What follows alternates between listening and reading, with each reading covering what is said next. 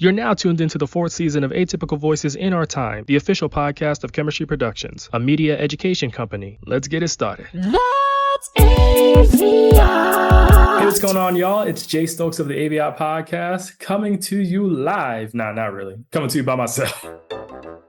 Pre-recorded in this podcast episode right here. I'm hoping that this is smooth. I'm having some internet difficulty right now, and I record podcasts on Zoom, so I hope that we don't have too much technical difficulties. But anyways, I know that in the US, the world is crazy. Yes. I know that this current political administration has been running amok, just causing chaos every single day. And me and my co-host Jay Random, who's usually on this podcast, but he comes with me on Thursdays, he's going to explain in a lot further detail what's happening in the political landscape. I don't want to do this whole doom and gloom every time we speak. No. But what we'll talk about today, we'll talk about more, I guess, we're still going to get into some heavy topics, but other things are a little bit more lighthearted. And then when Jay Random and I do our podcast episode on Thursday, when we release that on Thursday, then we'll get into more of the heavy things. But we'll just talk about things that I guess people can discuss. We can have some debate about it when you listen to this podcast episode right here. Maybe you can leave some comments and we can get into that in a little bit more detail. What I want to start with today is this story right here of this woman by the name of Nell Diala. She was a flight attendant for Alaska Airlines, and she was on I think a 6-month probationary period. That's the period where you're being tried out for a new position so that they can see if you actually fit with the job. And then after that probation is over, then you are officially hired. And I think there's just more paperwork that goes along with that. I know I've been on a probationary period before at multiple jobs, and I just had to make sure I was on my P's and Q's. And then afterwards, it was harder to let me go. And I still held those jobs. So Nell Diala, she was let go after the probationary period ended because she filmed herself in a video and uploaded it to TikTok in her airline's uniform on an empty plane at 6 a.m. while waiting 2 hours before the captain to arrive. She filmed herself, I guess, twerking, gyrating on the plane, making a very suggestive video. And she actually captioned her video clip, "Ghetto bit till I die. Don't let the uniform fool you." So basically, she posted this video because she was celebrating getting off of her probationary period. And what happened was, as a result of that, she was let go from her job. She felt that she was unfairly let go. She felt that she was being discriminated against because she comes from, I guess, an urban area or a more, in her words, ghetto environment. Matter of fact, I'm actually going to go to this. I'm looking at the New York Post right now in order to get her words specifically. She said, they did discriminate against her because her dance was geared towards the urban community. And then she furthermore reportedly said, so of course the company would like to embrace all cultures in quotation marks, but leave the minority girl from the ghetto out. And that's what she reportedly declared. She started a GoFundMe. She raised a little bit over $3,000 for this, and she ended it there and used part of the proceeds to fund her lingerie and I believe, was it baking? Lingerie. I know she has a lingerie business that she is starting up. And I think that it was a baking. Let me just make sure. Dessert business. Okay. I was in the ballpark. A lingerie and dessert business. Now, Alaska Airlines, they comply with a policy that goes for all of their flight attendants and people that work on their airplanes that says pretty much when you are in uniform, you cannot behave a certain way or you cannot take video of yourself posting certain things. Specifically, the statement says, and this is a behavioral guidance that was put forth by the Association of Flight Attendants on April 28, 2015. The document explicitly mentions that attendants should be discreet when posting on social media platforms, especially while wearing company uniforms. Sorry if it seems like I'm pausing a little bit. It's because I'm trying to recount this. I'm trying to remember all of this stuff. And I have my articles right here. But like I said, my internet is going slow. So I'm trying to remember and spit out the information, but I don't want to give the information wrong. Okay. So that's pretty much what Alaska Airlines states and other airlines and other companies really would follow suit with that. My thoughts. Nell should not have posted this video. If you want to post a video of you gyrating, twerking, dancing in a suggestive manner on your own time, cool. But don't do it in uniform, because when you are in uniform, you represent this company. They might not want certain images of them to be out there. She may feel unfairly discriminated against. However, I believe in this situation, this is the company trying to protect their image, and they want to not appear a certain way. They want to make sure that customers feel comfortable riding their flights. And the thing is like this, while dancing suggestively in essence is not crazy, it's not a bad thing, some people are just not comfortable with that for religious reasons. Maybe they may not just like it. They may be a square, so to speak, right? But I think that Nell should have known better. Not everything needs to be on social media, y'all. No. She could have celebrated with her friends after she got off of the flight and she got back home. Her friends and her could have went out. Then she could have had videos of her twerking all over the place. And then she could have posted that on her social media, right? Obviously, be careful about it, because even in your own time, your behaviors, if you're linked to a company, sometimes the company still may let you go because they just don't want to be associated with that. A story that connects to that is this story right here. This police officer who was featured in a music video wearing a thong and a skimpy top. Oh, no. And this police officer's name is Melissa Mercado. So Melissa Mercado, she is a 7-year veteran of New York's finest. She was featured in a video by a fledgling artist by the name of Esquire. And in this video, she is dancing on a pole. She's acting as though she's a stripper. And he's saying in the music video, want to tell you about a girl named Keisha, a thick, just want to smash it quick, right? So I think it meant to say ASS thick. I'm reading it from the article right here. And this is New York Post. Basically, this police officer who is a grade 3 detective assigned to Bronx special victims. She decided to be in a music video. Now, she wasn't wearing her police outfit and she didn't name herself. She was just a video model, just almost nude in the video, just dancing suggestively while this rapper was doing these lyrics. And now she has come under fire by her police department or there is some opinion. So some people think it's all right. She's doing it while she's not on duty and she's not wearing her police uniform. She hasn't been named. Other people think that this is a bad look because you're still hired with the police department. Now, my first question was, what would make an individual want to partake in a music video and dance almost naked when they are already employed, right? So Mercado actually earns reportedly $144,000 a year. You would think that's enough money. However, we're talking about New York. New York is expensive. So number one, I was thinking maybe she did this music video to make some extra money on the side, in which case she would have to report that with her department, with her police unit, and let them know that, hey, I'm doing these activities on the side to make some extra cash. That's number one.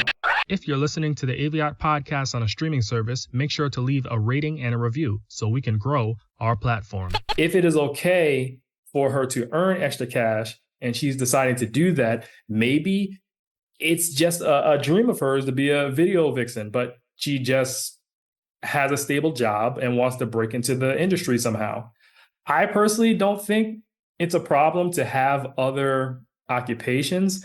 My thing is, even for just being a video model in general, some could argue that is a form of sex work because you're appealing to the gaze of a man or the gaze of a woman just to get them hot and bothered. So you could make a case that's sex work. Me personally, I think sex work is fine. I don't have any problems with it. I just don't like when people are exploited, like sex workers are being exploited. But with this situation, I'm thinking about myself, right? With this company that I'm a part of, Chemistry Productions, if there are employees here, like say they had an OnlyFans page, how would I feel? I think that your company has to clearly state what they are for and what they are against. and people's outside activities, if those outside activities conflict with what your company is against, and if they conflict with what your company is for, then I think it's a no-no. So you would really have to write it down in the language, what your company will tolerate and what they won't tolerate. I think that has to be clearly articulated so that people know when they're going out, they can do their own thing and they won't feel like they're being judged. They won't feel like they're under a microscope. So that's that. I personally don't see a problem with her wanting to be in a music video on the side. My thing is, if you're going to be in a music video, why would you do it with a fledgling rapper? Like, try to do it with a better rapper, because I listened to some of the song is trash. But then again, I'm thinking about some of the words he's using, and right, if you're part of the police department, would you want to be connected with someone who's talking about just sexualizing a woman? It's very tricky. It's very tricky. I just think that in general, you should clearly articulate, if you are a police department or if you're a company, what you will support and what you are against. If outside activities are against the company or the organization, then that is cause for the individual who is doing those outside activities to be reprimanded. So sex work, and you work in a police department. Yeah. You know what? Now I think about it, because since sex work, you have people that are exploited in sex. Since with sex work, you have certain people who get exploited with sex work. It might be best not to partake in sex work if you are working as a police officer. Okay. Because that could get a little tricky. That can get a little tricky. So yeah, that's rough. Let me know what y'all think in the comment section. I might bring it up with Jay Random whenever he's on, and we'll see what we go there. Speaking of women taking ownership of their lives and doing their own thing, I want to speak on Love is Blind season 8. There's a woman by the name of Sarah Carton. So Sarah Carton, I talked about this on AVIOT Sunday Brew. Definitely make sure to check that out on YouTube, on the Chemistry Productions YouTube channel every Sunday. We're a little spotty with time sometimes. We try to do it in the mornings. We might have it later on in the afternoon, but just put on your alerts, subscribe to the Chemistry Productions YouTube channel, put on your alerts, and then you'll see whenever we are live on Sundays. So I spoke about it. This woman by the name of Sarah Carton, she was paired with a gentleman by the name of Ben Mazanga. And they had paired in the pods. If you've watched Love is Blind, okay. For those of you who don't know, with Love is Blind, basically these strangers, they meet in these separate pods. They don't see each other. They just have conversations with one another. And there are several men, several women. And then eventually people have to make their decision on who they want to pick to be their mate on the show, right? Having not seen this individual. And then they pick their mate.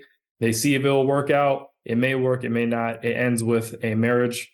And whether you can either say no at the altar, or you can say yes to the person at the altar, and then you're legally married or you're not married. So Sarah paired with Ben. A big part of their storyline was that she felt uncomfortable with him because them being in the area where George Floyd was killed, she felt that he needed to take a stronger stance when it came to issues such as Black Lives Matter or LGBTQIA plus issues.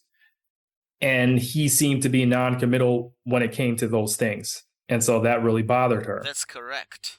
As a result, she decided to say no at the altar because he was non-committal with those things. So she felt that he didn't align with her values. And people online were championing her because they were saying, oh, that's right. This is what an ally looks like. She's standing up for Black individuals. She's standing up for marginalized individuals, right? I was of the mindset that maybe she might be an ally, but then I had to think about it. A lot of times, unfortunately, when it comes to people who are in the majority group, white individuals, they play the ally, but they're not really about that life. So what it was revealed after the show had ended, it was revealed that she and Ben, Sarah and Ben, did move in with each other. They lived together for a little bit. And she wanted the relationship to continue, but Ben ultimately ended the relationship. What I have to say about that is it goes to show that someone may talk the talk, but they have to walk the walk. Ben was very non-committal when it came to supporting marginalized groups. I have a feeling that has to do with potentially, this is my thought, my opinion, that potentially to do with his political affiliation. He might be very conservative. Conservative individuals, unfortunately, tend to be pretty bigoted. You can say that of liberal people too. Liberal people can be bigoted also. We've just seen, especially with this current presidential administration in the United States, that conservatives just, a lot of times they just don't care about anybody but themselves and their family. And a lot of times the conservative ideology is aligned with white, Christian, straight, yes, or heterosexual. That is all they care about. So what I'm saying is, Sarah made it seem as though she was for helping marginalized individuals. My thing is, if you sympathize with or you want to be with an individual who does not care about those who are disenfranchised, those who are marginalized or not helped, then you are part of the problem. I have no tolerance for individuals who try to play this both sides or try to make those who are bigoted see better, those who are racist understand the humanity of another person. At a certain point in time, you know what's right and you know what's wrong. Me, if I see a trans individual, I am a straight, heterosexual, I know that's synonymous, man, right? Born male, identify as man. If I see a trans woman and they are just trying to survive, eat, live, buy a house, earn an honest living, why would I be against that? A lot of individuals who are conservative would be against that individual even existing, that trans person even existing. That shouldn't be the case. No. Now, there are areas of the transgender community that I don't agree with. However, they still deserve to live, exist, gain employment, and even feel seen in media. I have no problem with that. A lot of conservatives would have a problem with that. And if you are down with people who have a problem with accepting others' humanities, or they want to put people down, then you are part of the problem. The only time I feel like you should rally against a person is if they're a Nazi or if they are part of the KKK. Any extremists that are really out to harm individuals for just existing, those are the people that need to be checked. yes, sir. And those are the people that need to be honest with me, I feel like they should be locked up, put them in a rehabilitation program. And if they can't be rehabilitated, then just keep them away from society, because those people make laws that harm people. Those people go out and physically harm people. There are so many things. I don't know. Can a Nazi or a KKK member, can they be reformed truly? I know I've seen some videos of, I think, a black guy. He had infiltrated the KKK in the past. And then some of the KKK members, they started kind of coming around and seeing, oh, well, you know, black people aren't really that bad. So maybe they can be reformed. Maybe. Well, that's why I say lock them up and then reform them. I know it's not that simple. It's not that simple. It's all, I don't mean, I'm being facetious here, but I know it's not that simple. I'm just saying those who you should be speaking out against, and you should be finding a way to check them. And what I mean by check them is not allow them to be employed in certain institutions, not allow them to spew a lot of negative rhetoric. It should be Nazis, KKK members, all these hate groups. These are people that shouldn't be able to just speak out and harm others. These are people that shouldn't be able to be hired and potentially discriminate or harm others. Yeah. I'm not a policymaker. I just know that is wrong, like ethically and by my moral standards. But I know not everybody has the same morals, but having Nazis and KKK members out here running amok is not right. I don't care which way you splice it, because they have caused so much harm to so many different communities, to black people, to gay people, to Latino people, right? Immigrants. It's not cool at all. Speaking of immigrants, let me get into my updates, and then I will get into the topic of the day, which deals with them. So, updates. I know we breezed past this in the last episode that was posted of the AVIOT podcast. We just breezed past updates me and Jay Randall, we were on a time crunch that day, and we had to bounce. But I just wanted to say, in that episode in general, before I get into the real updates, in that episode in general, I actually spliced a part of it. We were talking about Brett Kavanaugh, a current Supreme Court justice, and I was on one, man. I was saying stuff about the Brett Kavanaugh case, not remembering it correctly. And what I was speaking on was this idea that people can change with time. So things that we do when we're younger, I was connecting it to the Cynthia Erivo topic that we had discussed, because we were talking about Cynthia Erivo and her anti-Black American behavior in the past. Because you're right. A lot of people say and have problematic things on the internet. And, you know, we should hold them accountable. We definitely should. But if they show some remorse, I don't know, because who are we to be so gun-ho on not messing with this person no more, if, you know, we're human, right? And so I was connecting it to the Brett Kavanaugh case and what he did to Dr. Ford when they were teenagers.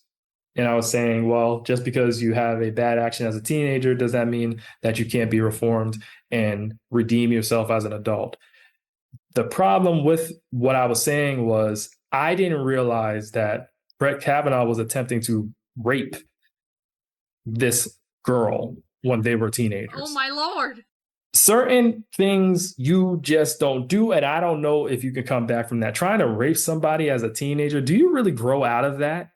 So I get it now. Like with that situation, I was totally off. Now, I do believe that some behaviors that you do as kids or when you're younger, yes, you can change. Yes, you can be reformed. But rape? To me, that says something about your spirit, your soul. That says something about you. I don't know if you can reform that. You're trying to take something from somebody. As a teenager? Oh, no. Rape didn't even cross my mind as a teenager.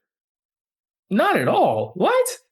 Force somebody to sleep with you? Oh, no. That's not cool at all. So, yeah, I just wanted to set the record straight with that. Even though we didn't put that clip out there, I didn't put it out because I thought that it would not be right of me. It would not be appropriate for me to have false information out there and to also be defending Brett Kavanaugh. I wasn't defending him. I was more so saying, like, if you do a bad behavior as a teenager or a kid, can you redeem yourself? That was the only question I was posing, but I wasn't defending him. Brett Kavanaugh, no. I don't think he should have been nominated to the Supreme Court.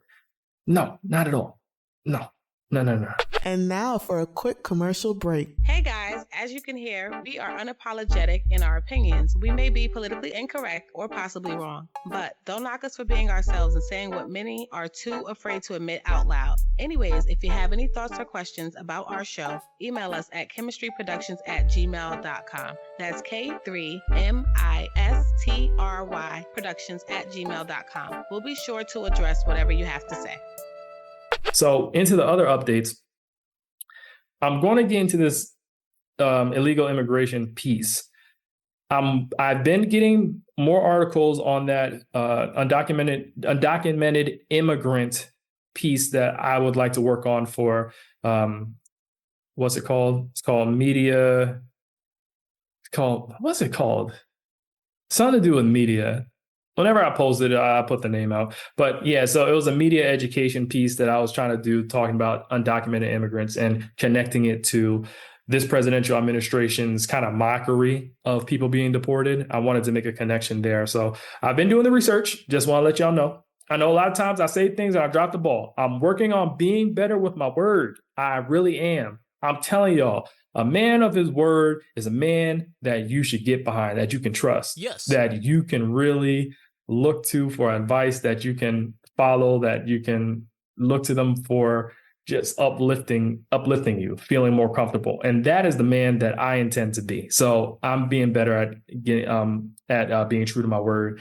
A lot of times, to be honest, like I get to things, it's just late. I just want to be more timely about things too. And that's my New Year's resolution. I'm still working on it. Oh, wow. I'm getting better every day. So to the topic of the day. with this topic of the day, I want to speak about an incident that happened. So basically, a Chicago landlord had threatened the Immigration Services, or ICE, on a couple who rented an apartment from them back in 2020. And so it has been found that this person now has to pay $80,000 to their tenants, because this happened in Chicago, because the law in that area prohibits landlords from threatening to call Immigration and Customs Enforcement, or ICE, and harassing or evicting tenants based on immigration status. So on February 19th of this year, an Illinois Circuit Court judge ordered the landlord to pay the couple $80,000, as well as attorney's fees and costs for violating the tenant law. So the landlord's name was Marco Antonio Contreras. He and his wife were fined that amount. And here's the thing. You may be against undocumented immigrants just being in this country, right? I understand. I get it, even though we can get into a whole ball game of how people that are coming into this country are part of the original people that actually occupied this country. We can get into that whole conversation another day.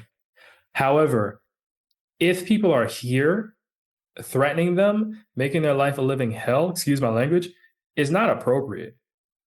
They're here, okay? If they try to get into certain services and it gets flagged and then they end up being deported, that's what happens there. But I don't think that we should be threatening individuals or ratting them out or any of that stuff, because that's not cool. Nope. We don't know why people are deciding to come over to the United States undocumented. People do it for a number of reasons.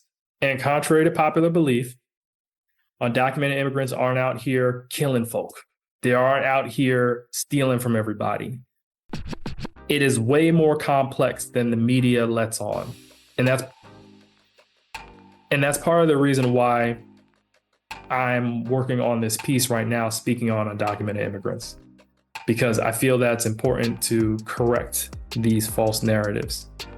By threatening to call immigration services on undocumented immigrants or undocumented immigrants, or people who you may feel are undocumented, that could do a lot of harm to them. I remember there was a story that came out earlier this year in Gainesville, Texas. There was an 11-year-old that Jocelyn Rojo Carranza, she took her life because she was being bullied in school. You had classmates that were threatening to call ICE on her parents. You had classmates who are really making it hard for her, and she decided to take her life. Me and Jay Random didn't talk about that story before, but we still remember.